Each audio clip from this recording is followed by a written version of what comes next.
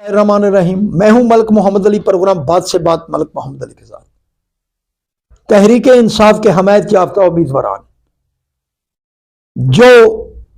سنی اتحاد کونسل میں شامل ہو گئے تھے، قومی اسمبلی کے اندر ان کے لیے ایک نئی مشکل آن کھڑی ہوئی ہے۔ سپیکر قومی اسمبلی اعجاز صادق نے وہ کیا حکم دیا ہے جس کے بعد تحریک انصاف کے حلقوں میں بھی ہلچل مچ گئی ہے اور بلکہ ایک شور اٹھ کھڑا ہوا ہے۔ آج کے اس پروگرام میں ہم اس بارے میں آپ کو تفصیل سے بتائیں گے۔ اور پیارے دوستو، جن دوستوں نے ابھی تک ہمارے چینل کو سبسکرائب نہیں کیا، برائے مہربانی وہ ہمارے چینل کو سبسکرائب بھی کریں، لائک بھی کریں، اور شیئر بھی کریں۔ اور ہم بات کر رہے ہیں کہ قومی اسمبلی کے اندر تحریک انصاف کے حمایت یافتہ ارکان قومی اسمبلی جو سنی اتحاد کونسل میں شامل ہو گئے تھے، اب ان کے لیے جو مشکل کھڑی ہوئی ہے وہ یہ ہے کہ قومی اسمبلی کے رولز اور قوانین کے مطابق، چونکہ سنی اتحاد کونسل کے پاس کوئی نشست نہیں ہے، سنی اتحاد کونسل کوئی بھی اسمبلی کا الیکشن نہیں جیتی، تو اس تناظر میں اب جو قومی اسمبلی کے قوانین ہیں ان کے مطابق سپیکر قومی اسمبلی نے انہیں دوبارہ سے آزاد ارکان اسمبلی ڈکلیئر کر دیا ہے۔ اب جب آزاد ارکان اسمبلی ڈکلیئر کیا ہے، پہلے تو وہ تحریک انصاف کے حمایت یافتہ تھے تو آزاد تھے، پھر سنی اتحاد کونسل میں شامل ہوئے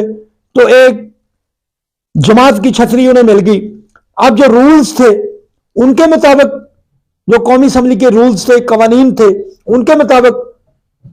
سنی اتحاد کونسل کوئی سیٹ نہیں جیتی تھی۔ اس حوالے سے ان قانون کی روشنی میں اب سپیکر قومی اسمبلی اعجاز صادق نے ان تمام ارکان اسمبلی کو آزاد امیدوار ڈکلیئر کر دیا ہے، اور دوسری طرف اس کے ساتھ ساتھ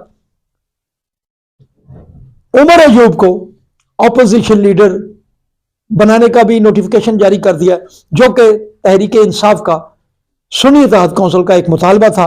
کہ انہیں اپوزیشن لیڈر ڈکلیئر کیا جائے، نوٹیفیکیشن نہیں ہو رہا تھا۔ بہرحال اب یہ دو فیصلے ہوئے، ایک تو وہ ارکان تحریک انصاف کے حمایت یافتہ جو سنی اتحاد کونسل میں شامل تھے، قومی اسمبلی کے رولز کے مطابق، قوانین کے مطابق وہ اب آزاد حیثیت سے انہیں ڈکلیئر کر دیا گیا ہے، ان کی اب کوئی پارٹی نہیں ہے۔ جبکہ دوسری طرف عمر ایوب کو اپوزیشن لیڈر نامزد کر کے نوٹیفیکیشن جاری ہو گیا۔ اب جو بات سامنے آ رہی ہے، کہیں ایسا تو نہیں ہو رہا کہ یہ جو آزاد امیدوار ہو گئے ہیں اب آزاد ہو گئے، نہ تحریک انصاف کے نہ سنی اتحاد کونسل کے، ان کی حیثیت آزاد ہو گئی ہے، تو کیا کہیں کوئی اتحادی حکومت والا فارمولا تو سامنے نہیں آ رہا کہ جیسے راجہ ریاض جو تھے وہ اپوزیشن لیڈر بن گئے تھے صرف تحریک انصاف کی غلطی کی بدولت، کیونکہ تحریک انصاف اسمبلی میں استعفے دے کر چلی گئی تھی۔ اب اگر بالفرض اگر ایسا ہو جاتا ہے، یا آزاد اراکین جن پر اب کوئی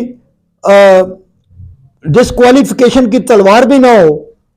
وہ جدھر مرضی چلے جائیں، تو کیا کہیں ایسا تو نہیں ہو رہا کہ یہ جو آزاد ارکان ڈکلیئر ہوئے ہیں ان میں سے بڑے سارے ارکان اڑ جائیں یا کوئی اور سینیریو بن جائے،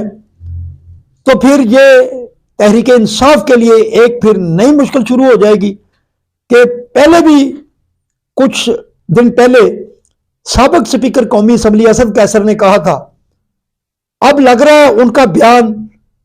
وہ اشارہ اس طرح بھی تھا، وہ کہہ رہا تھا کہ ہم 20-25 بھی رہ جائیں تو مخلص رہ جائیں۔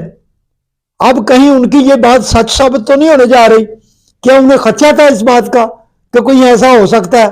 بہرحال تحریک انصاف میں یہ پریشانی لاحق ہوئی ہے، اور جو اب آزاد ارکان ہوئے ہیں اب وہ کیا فیصلہ کرتے ہیں،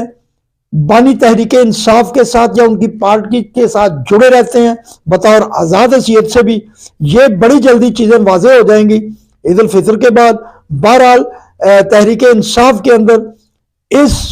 فیصلے کی روشنی میں کافی اندرون خانہ بھونچال آیا ہوا ہے، کہیں ایسا نہ ہو کہ عمر ایوب جو ہیں وہ اپوزیشن لیڈر بھی ڈکلیئر ہو گئے، کہیں ایسا نہ ہو کہ بڑی تعداد میں جو